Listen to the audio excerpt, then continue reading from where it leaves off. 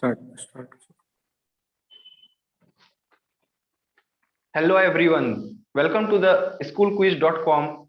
This is Prabhat Anand. Today we will be talking about the class 10th chapter, that is how do organisms reproduce, relating with the chapter 8 NCERT biology.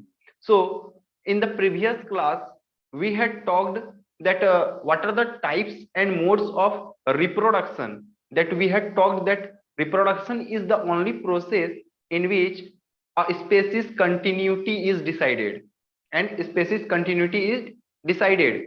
So we had talked in the previous class the reproduction process first, and the second its types, or we can say its different modes. In that section we had talked that they were two types. The first was the asexual and the second was the sexual. In the sexual and asexual section we had talked first of all the asexual. In asexual condition we had talked 6 methods that has been used. The first was the fission, in which two types of fission was taking place. First was the binary fission and the other was the multiple fission. And in the other process, that was the budding. And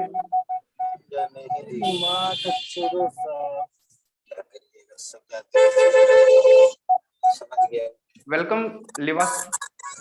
This is biology completely free session. You can take classes from here. This session is going on upon the class 10th, and this is totally the free doubt session for biology. If you have any doubts you can ask from the chapter 8, that is, or we can say that from biology section, that class 10th. If you have any doubts you can ask with the term 2.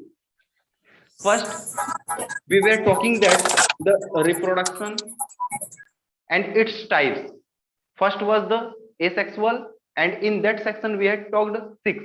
That was, first was the fission, in which binary and multiple takes place, and then the other was the budding, and then spore formation, and then the fragmentation and regeneration, and the last was the vegetative propagation. Vegetative propagation, that was especially for the plants, in which the special characters that has been used by the plant, that as an example we had talked that potato has their eyes like structure from which the reproductive process starts, and so on. We had talked about the ginger, in which rhizome is present. Now today we will be talking about the somatic, or we can say somatic culture. We will be talking about the somatic culture, in which, if we talk about the somatic culture, in this process a single tip of any growing plant, is taken out and is buried in the culture solution that has been made artificially, and in that solution the plants, that part growing tip, starts developing into the new plant, and that process is referred as the somatic culture.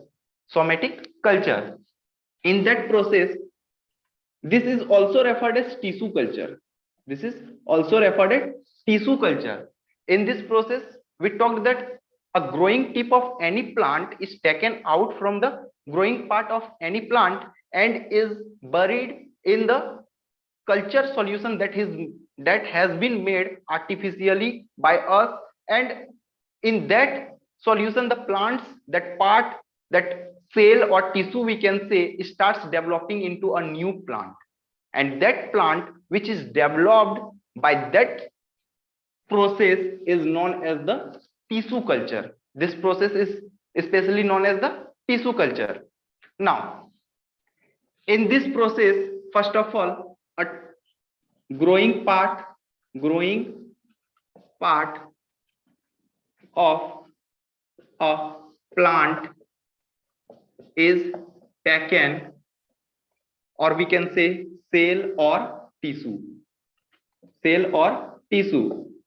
is taken and is placed in a culture solution that is has been made artificially.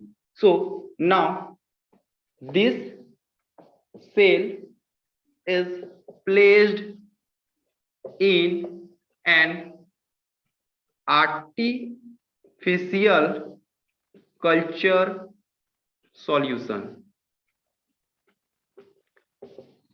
Now this cell is placed in an artificial culture solution, in which artificial culture solution contains different hormones and enzymes, or we can say the mineral contents that a plant uses for its growth and development.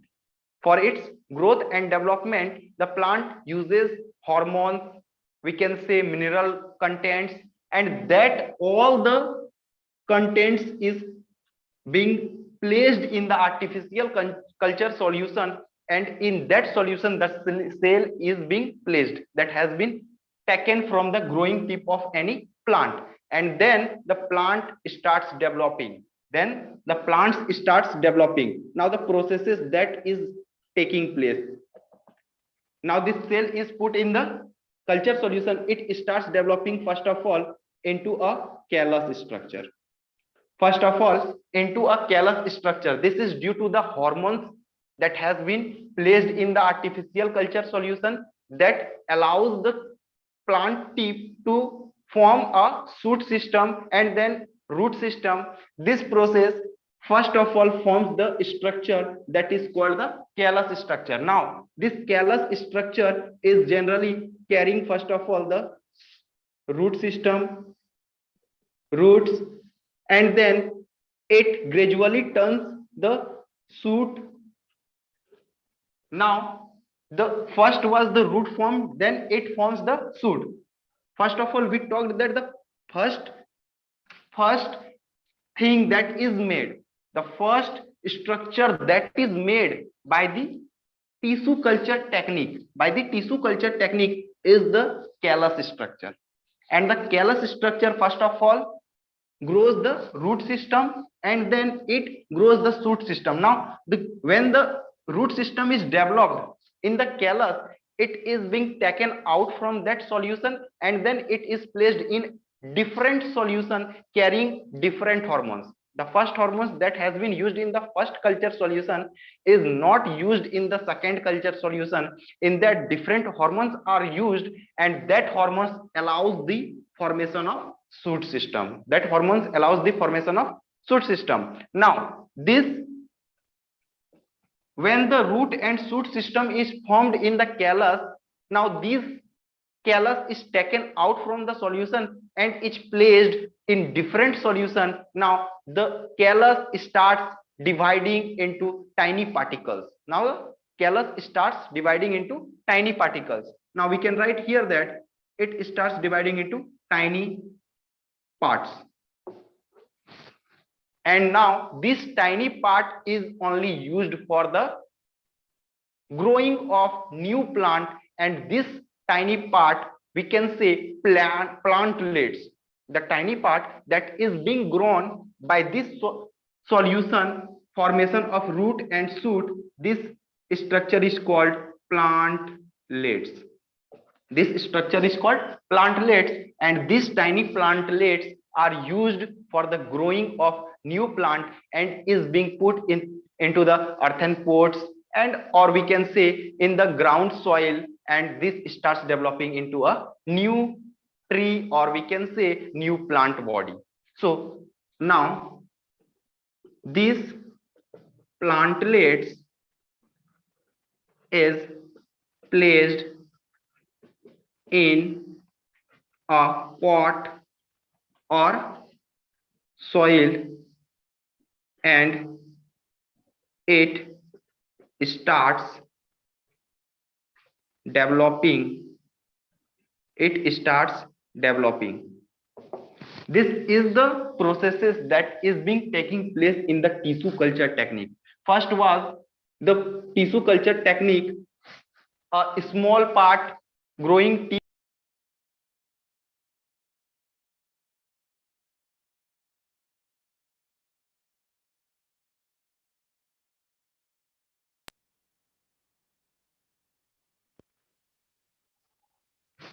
So as we talked that the first was a growing part of a plant is taken and then it is placed into a culture solution, and that has been made by the artificially.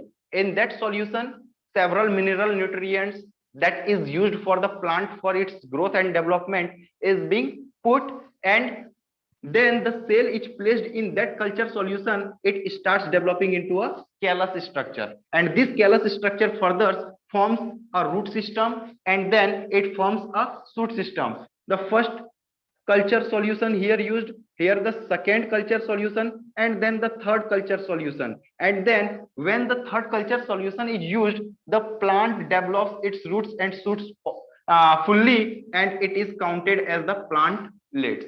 It is counted as the tiny plantlets, and these tiny plantlets is taken out from that artificial culture solution and is placed in the pot or soil for its further development. So if you have any doubts regarding this, you could ask in the comment section. So now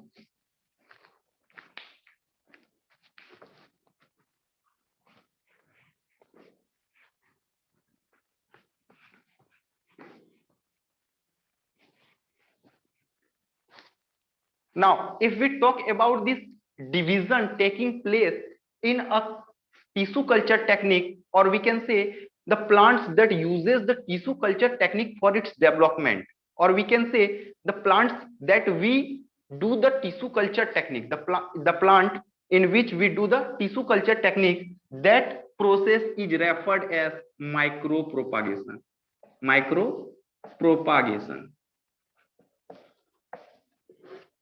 Micropropagation, the first that is said as the tissue culture technique. When the tissue culture technique is used in any plant for its growth, then the term will be referred as the micropropagation. Micropropagation is relatable with the tissue culture technique. Whenever this technique is used, then the micropropagation word will be also used. So micropropagation is used in some, as example, ornamental plants like dahlia, chrysanthemum,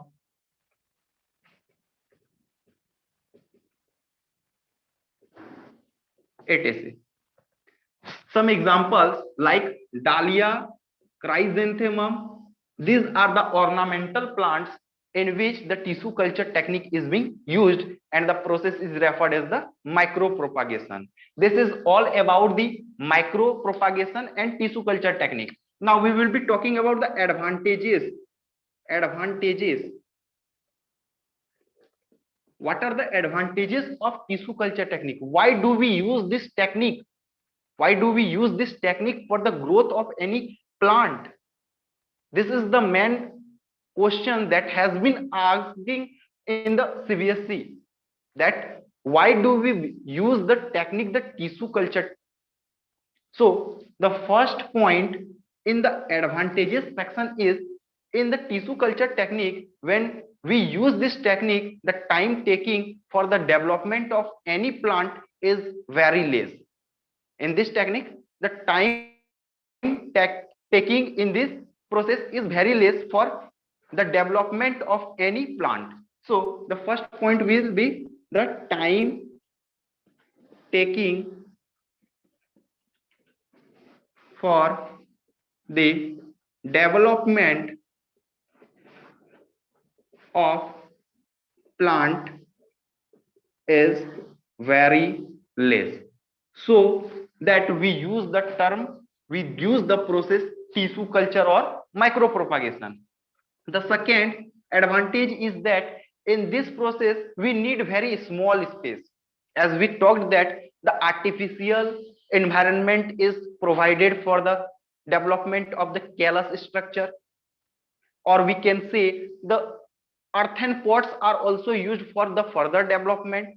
So we need very small space for the tissue culture technique. So this technique is very helpful for the development of any plant that we need in our daily life.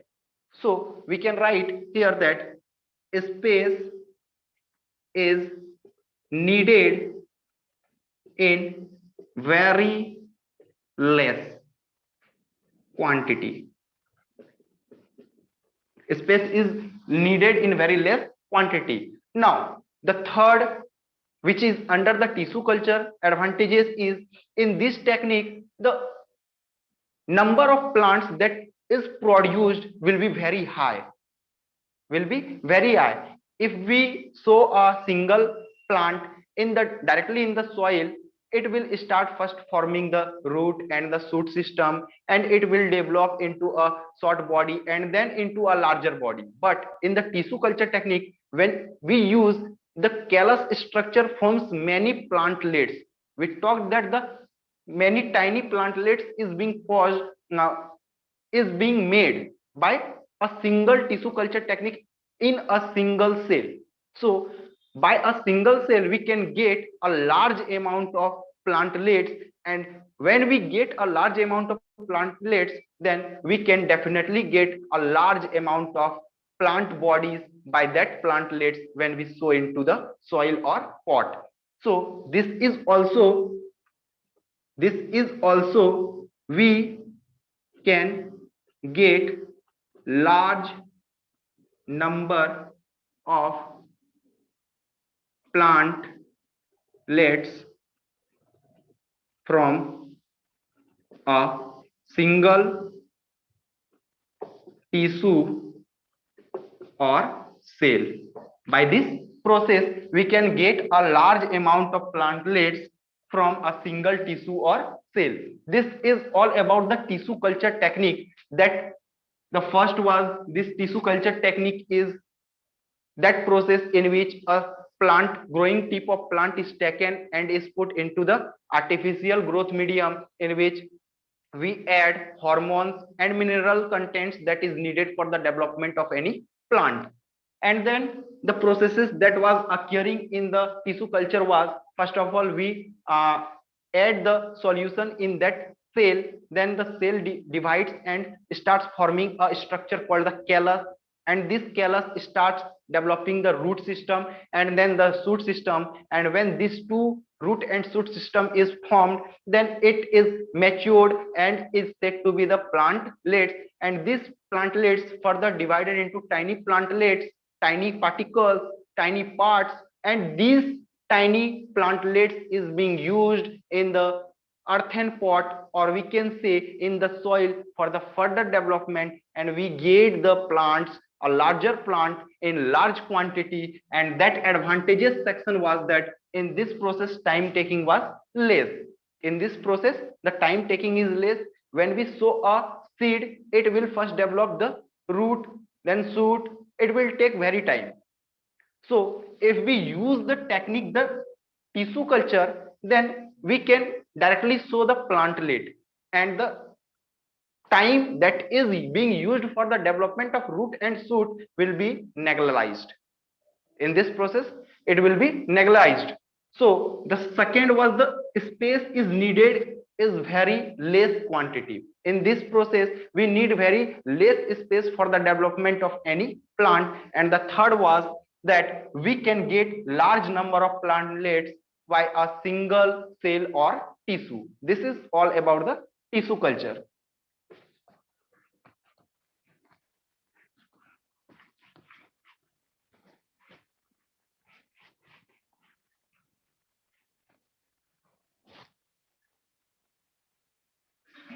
Now we will be knowing how the cell divides in a asexual reproduction, how the cell divides in a asexual mode of reproduction. First of all, let us assume that this is a single cell and it contains a nucleus. This is the nucleus part, and this is the plasma membrane. So this is the nucleus and this is the plasma membrane, and inside this cytoplasm is present. Now this is the parental cell. Assume this is the parental body or cell. cell. This body further goes into the cell division process. This body further goes into the cell division process. In this, the structure of cell starts stretching, starts stretching, and in this, the nucleus is also being stretched like this way. The nucleus is also being stretched like this way, and it is somehow to be broken like structure. We can say this is the nucleus, this is the nucleus. Now this is further somehow gets divided by the cleavage point. This is somehow gets divided by the cleavage point due to the meeting of the plasma membrane at the center point. The nucleus is divided into two parts. This is divided into two parts. This is two nucleus, two nuclei. First of all, the division of nucleus takes place, and then it gradually tends to form two daughter cell. It gradually tends to form two daughter cell, and this one parental body is divided gradually into two daughter cell, and it contains a single nucleus, and this is the two daughter cell. This is two daughter cells. That the process in asexual mode of reproduction, this is the process that is being taking place for the asexual basis, in which first of all the nucleus gets stretched, or we can say duplicated, and then it is being phased in two parts. The nucleus is phased in two parts, and then the division of cell takes place. First of all, the division of nuclei takes place, and the process for the division of nucleus division process is referred as the karyokinesis. The process in which the cell divides its nucleus, the process is referred as the karyokinesis. And after the division of the nucleus, the cytoplasm is also divided, and due to the division of the cytoplasm, the two body, or we can say two daughter cell, is formed, and the process is referred as division of cytoplasm. If we talk about the process of division of cytoplasm, it is called the cytokinesis. It is called the cytokinesis. First was the division of nucleus is called the karyokinesis, and the second was the division of cytoplasm is called the cytokinesis. And this is the method through which any cell or any single cell gets divided by the mode of asexual reproduction. As we talked the fission method, in which binary and the multiple fission was taking place. In binary, two body will form and stop dividing, and in the multiple we had talked that this also rapidly goes in the division method, and if the two bodies formed, it gradually shifts into 4, 8, 16, and this method we had talked that this method is said to be the multiple fission. And in the next case we had talked the budding, and the next was the spore formation, and then fragmentation, regeneration, and then vegetative propagation. In that processes, the asexual method is used, and this is the method by which a cell gets divided into different bodies,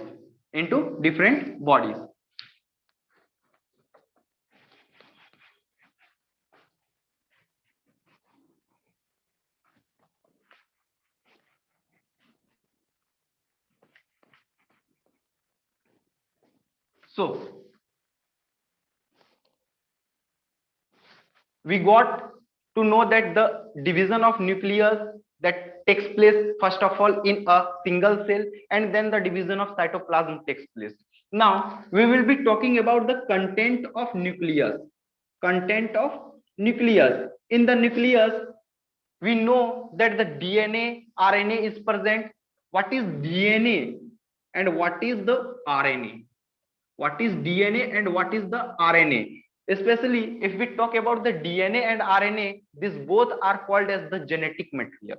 These both are called as the genetic material. This is the genetic material of any living organism. This is the genetic material of any living organism. Nucleus is also called as the, we can say, as our brain performs all the processes, so the nucleus is the main part in a cell that performs the several metabolic activities that takes place in our body. So this is the main part of a cell. Without nucleus, a cell is dead. Without nucleus, a cell is said to be dead. It has some exceptions.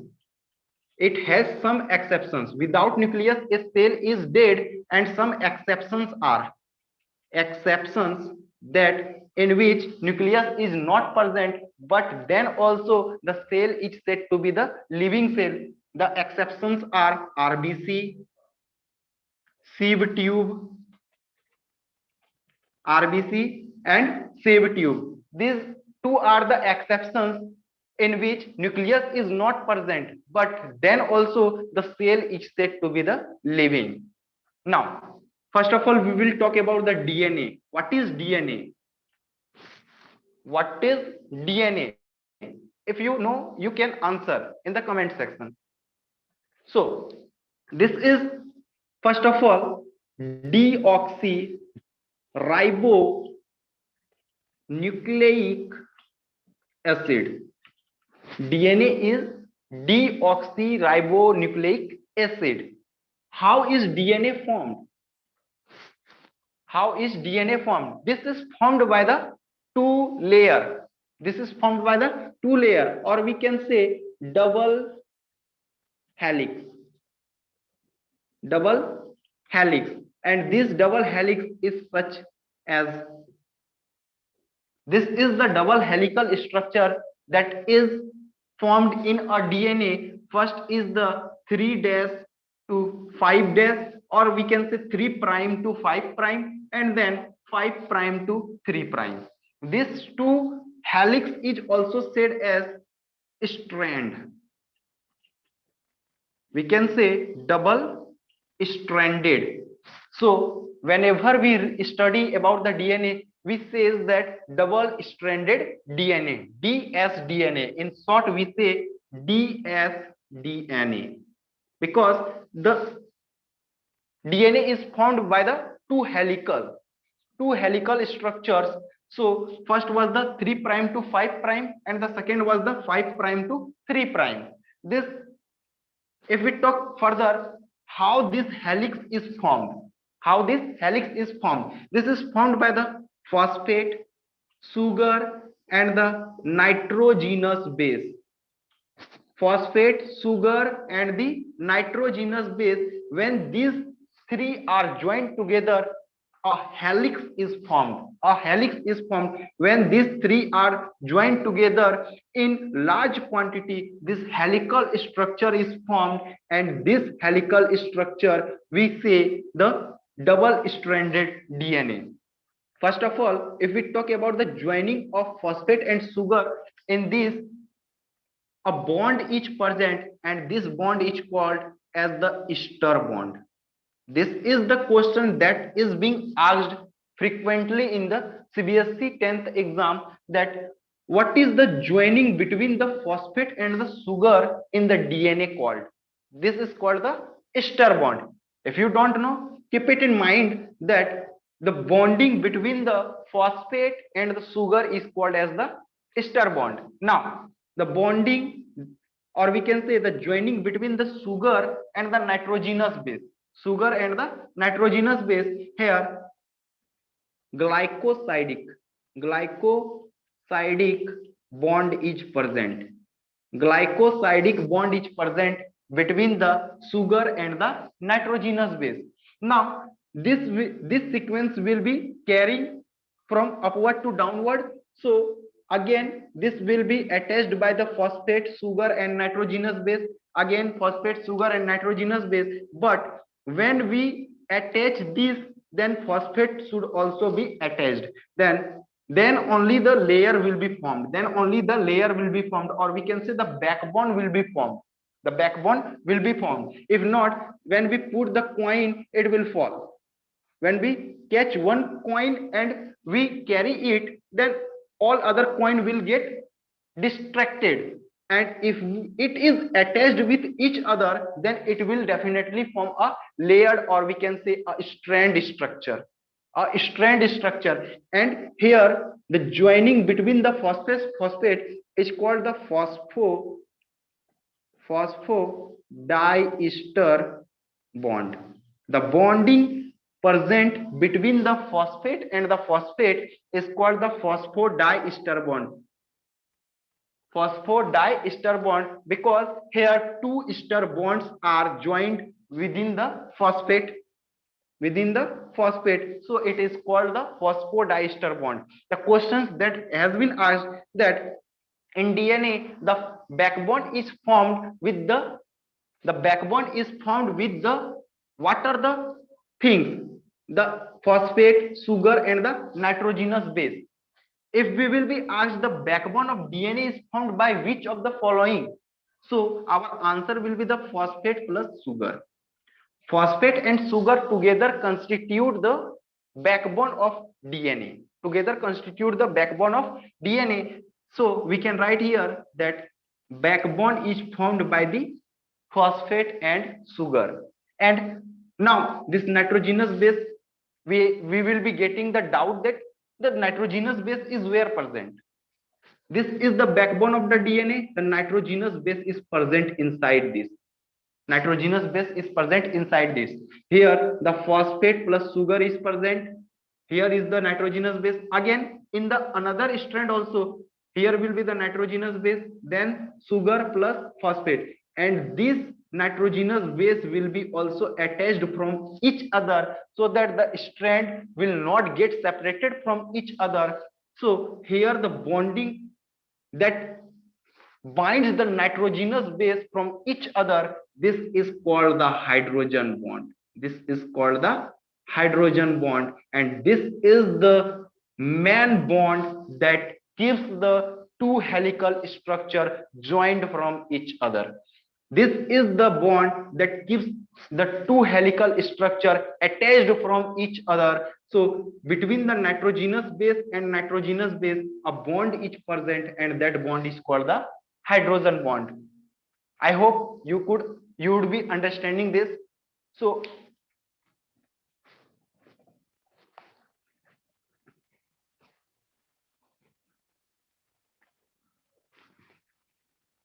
we will be talking further in the same topic, that is DNA. This was the structure that is formed in the DNA. We had talked that different bonds were present. Now, what is the nitrogenous base? We were talking several times the nitrogenous base is also present. But what is the nitrogenous base? Nitrogenous base is of two kinds. The first is the purines, and the other is the pyrimidines. First is the purines and the other is the pyrimidine. What is purine and what is pyrimidine? Purine consists of three. The first consists of two. The first is the adenine and the other is the thymine. And in pyrimidine we have three.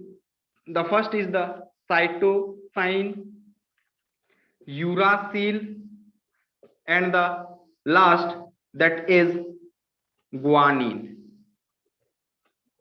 First is the adenine and then thymine, and in the pyrimidine, cytosine, uracil, and guanine. These all are the nitrogenous bases that is present in any DNA or any RNA. But the bonding between adenine is only with the thymine in the DNA sections.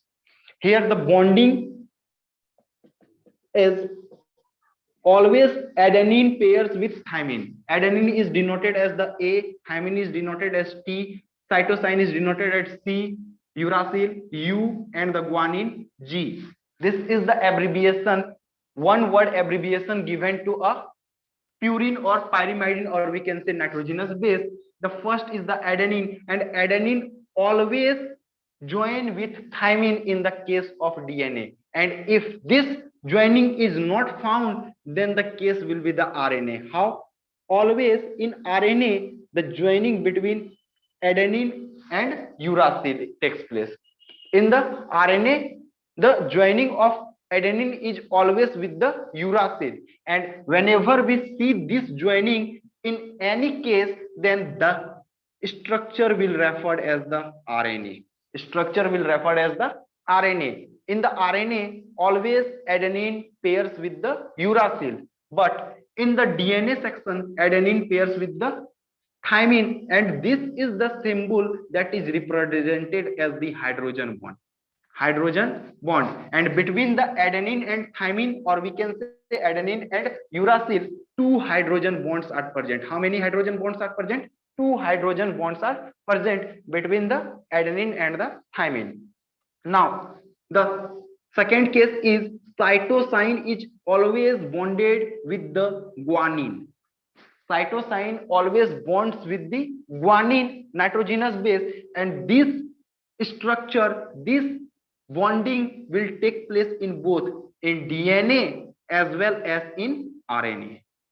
In DNA and RNA, the cytosine will always bond with the guanine, and it will bond with triple hydrogen bond. It will bond with triple hydrogen bond. The questions that arises from here is that the nitrogenous bases that is present in a DNA is the adenine, thymine, cytosine, and guanine. If we talk about the DNA, the nitrogenous bases are the adenine, thymine, cytosine, and guanine. But in the RNA case, there is adenine, uracil, cytosine, and guanine. This is the difference between the RNA and the DNA. RNA is also single stranded. Here, the DNA is double stranded, but the RNA is single stranded. And the second difference is in the RNA sections, adenine always pairs with the uracil, and in the DNA sections, the adenine always pairs with the thymine. This is all about the DNA. Now we will be talking further in this topic.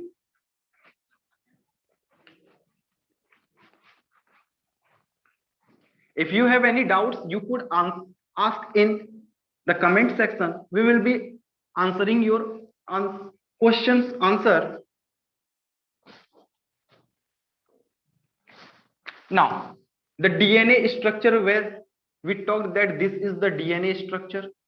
It had the 3' and 5' and 5' and 3'. This was the two helix present in the DNA. The bonding between the phosphate, sugar, and nitrogenous base was somehow this type. Somehow this type. The formation of this structure is first of all formed as the phosphate, sugar, and the nitrogenous base. And whenever this structure is present in a sequence joined together, the word that is being used is called nucleotide. The important that question arises from the DNA part is when the joining between phosphate, sugar, and nitrogenous base is present, then the term is said to be the nucleotide. This structure will be said as nucleotide. And when the sugar and only nitrogenous base is present in a bonding, then this is said to be the nucleoside. This structure is said to be the nucleoside. When sugar and nitrogenous base is joined together, then the structure is said to be the nucleoside. And when phosphate, sugar, and nitrogenous base both or we can say 3 of them will be joined together, then this structure will be said as the nucleotide. And the other is the nucleoside. Now the second question, that this is the nucleotide, here is the nucleotide, and again here is the nucleotide. we can say between the nucleotide pair. Here will be also the nucleotide and here also will be the nucleotide. Now the first nucleotide and second nucleotide has some space, or we can say has some distance, and this distance is only the 0.34 angstrom, 0.34 nanometer, or we can say 3.4 angstrom. 0.34 nanometer, or we can say 3.4 angstrom, the distance, or we can say the difference or distance between the two nucleotide arrangement in a DNA. Whenever the question will be asked that the DNA has the nucleotide and nucleotides makes the strand of any DNA, and the distance between two nucleotide is 0.34 nanometer. Nano is 10 to the power minus 9 meter. 10 to the power minus 9 meter. So we can write here that 0.34 into 10 to the power minus 9 meter. So 0.34 nanometer or 3.4 angstrom. Angstrom is 10 to the power minus 10, 10 to the power 10 meter. 10 to the power 10 meter. So we can here also write that 3.4 into 10 to the power 10 meter. Sorry, 10 to the power 10 meter. Now, the second case is the pitch of DNA. Pitch of DNA means from one crest to other crest, or from one trough to other trough. Crest and trough we would have been studied in the wave section, that this part is called the crest and this part is called the trough. The wave getting upper altitude called as the crest and the lower altitude is called the trough. And if we count this from one crest to other crest, or from one trough to other trough as in DNA, then this is called as the pitch of DNA. This is called as the pitch of DNA, and this is somehow 3.4 nanometer or 34 angstrom. This is the pitch of the DNA. This is the distance of the pitch of the DNA. This is 3.4 nanometer, or in angstrom 34 angstrom. 3.4 nanometer or 34 angstrom. What we said, that from one crest to another crest, or we can say in the pitch of DNA from one upper section to another upper section, this is the 3.4 nanometer or 34 angstrom, or we can say from one trough to another trough, this is the 3.4 nanometer or 34 angstrom. And this is all about the DNA. Hope you would have understood. So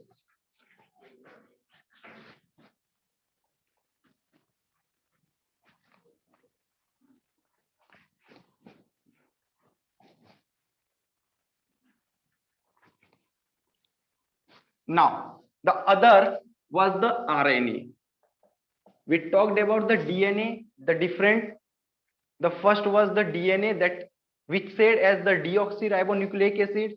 Now the RNA is said to be as the ribonucleic acid. Ribonucleic acid. And RNA always pairs with,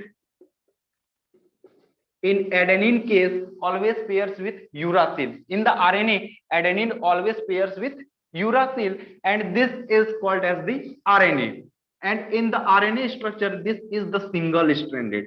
It is generally the single stranded.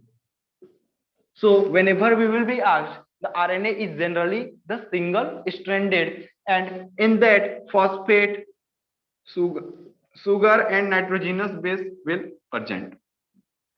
As in DNA, the formation of strand was taking place by the phosphate, sugar and nitrogenous base. Same in the case of RNA also, the phosphate, sugar and nitrogenous base will form the strand of RNA. And this is the all about of RNA. The main was the DNA, that we will be asked in the examinations, that we talked about the bondings present between the phosphate and the sugar and the nitrogenous base, and nitrogenous base and the nitrogenous base, and the other was the phosphate and phosphate. The other case was in the case of adenine and thymine, the two bonds were present and that bonds were called as the hydrogen bond. And in the cytosine case, always the bonding between the cytosine and guanine takes place, and the bonding between the cytosine and guanine takes place by the formation of three hydrogen bonds that we talked in earlier. Now, if you have any doubts regarding this RNA and DNA, you could ask in the comment section. You can ask in the comment section. Now, the other topic that is under the chapter 8, that is the flowering plant. Flowering plant. Talking into the topic flowering plant, we will be talking the part of flower. We will be talking the part of flower. Part of flower. We will be talking with a rough diagram.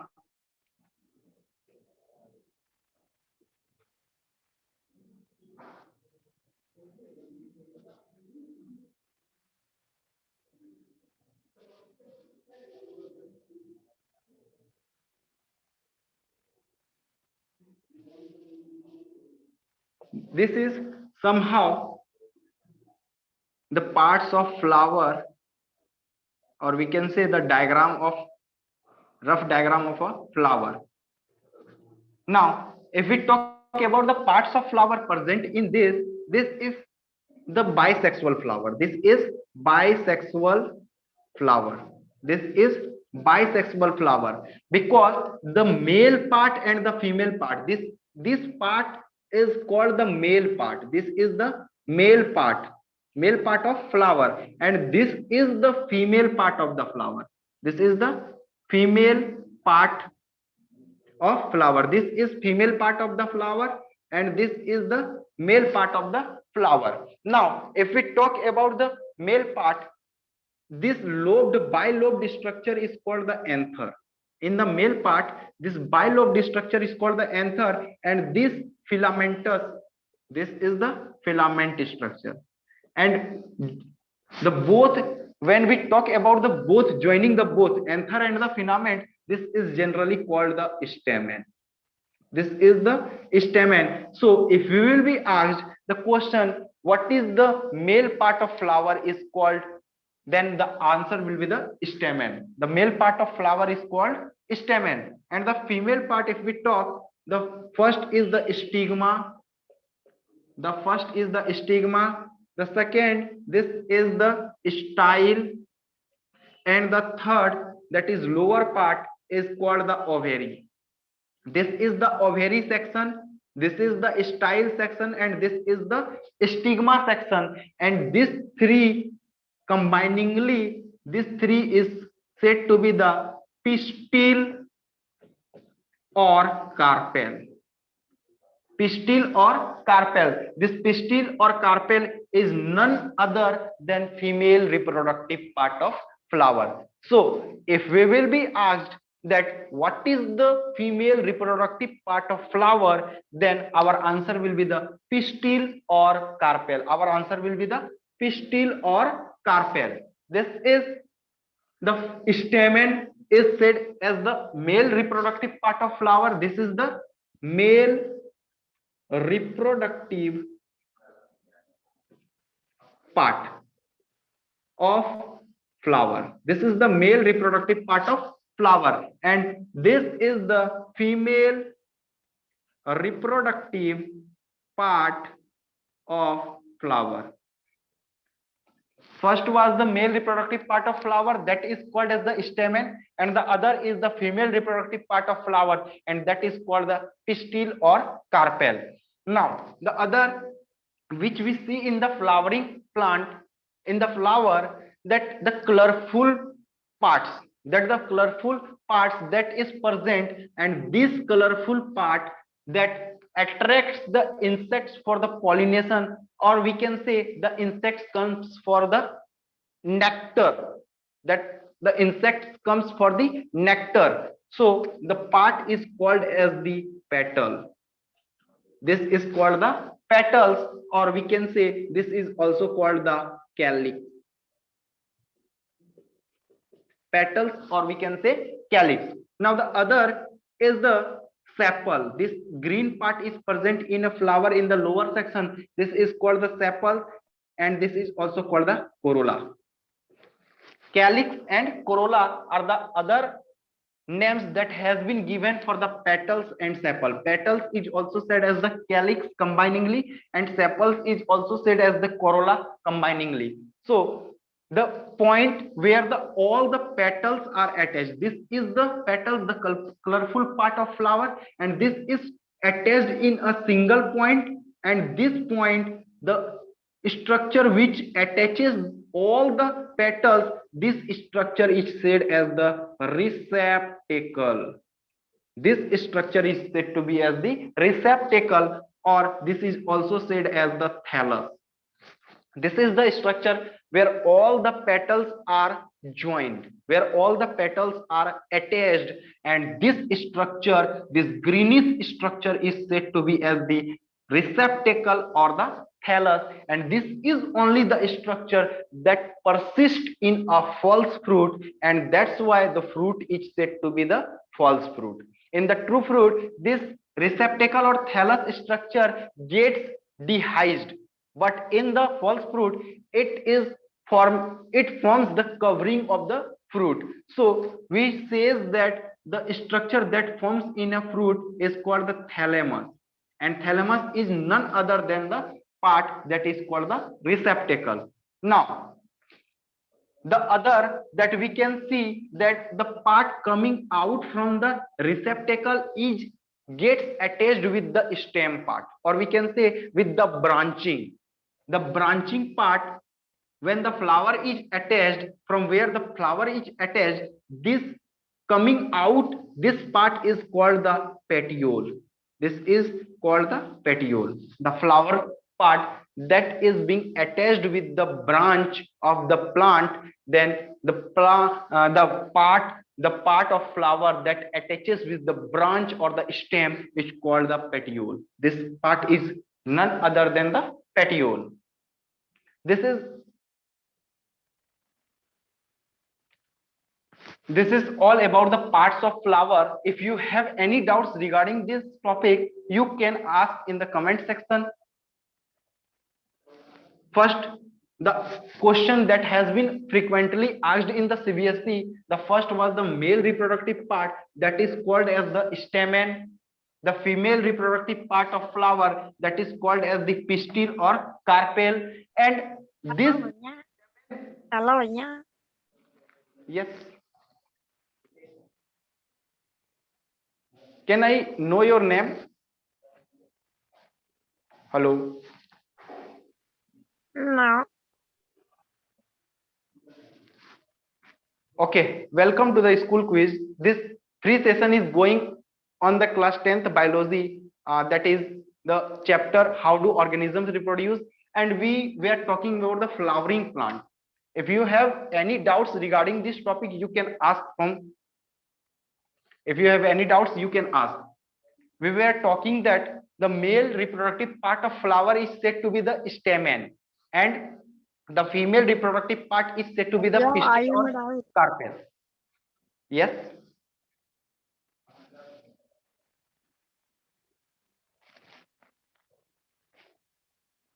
Hello. Yes. What you said, I could not get heard.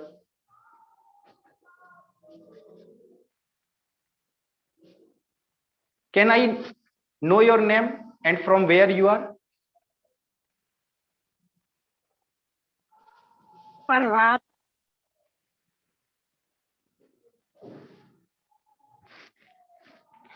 Sorry. Now, the second was the parts of male reproductive part. The first was the anther and the filament, and this together constitute the stamen. And in the female reproductive part, the first was stigma, other was the style, and the other was the ovary, and this together constitute the pistil and the carpel, pistil or the carpel. So the questions, first the stamen and the other the pistil or carpel, and the other question that has been asked in the CBSE term, that is the other name of petals. Other name of petal is the calyx, and other name of sepal is the corolla. Other name of petals is the calyx and the sepals corolla. These two questions that has been frequently asked in the CBSE exams. The second, that is the receptacle or the thallus part that attaches all the petiole in a flower, that attaches all the petiole in a flower. That part is called as the receptacle or the thallus, and the part that is coming out from the receptacle and thallus, we talked that this is called the petiole. And this is all about the parts of flower. This is all about the parts of flower.